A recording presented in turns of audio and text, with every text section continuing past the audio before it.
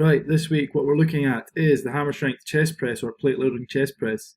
Our first concern here should be the shoulder blades, actually, not the chest. So what we're looking for is thoracic extension, so extension through this part of your spine.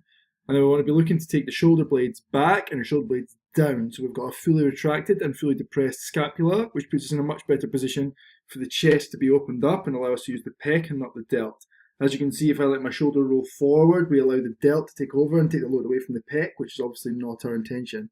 When we push through, what we're looking to do is we're looking to drive the elbows across the midline of the body, because the pec's responsibility is bringing the humerus across the midline of the body, not pushing forwards.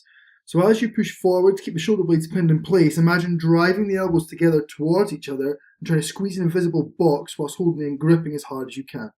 Give that a shot, guys. Let me know how you get on.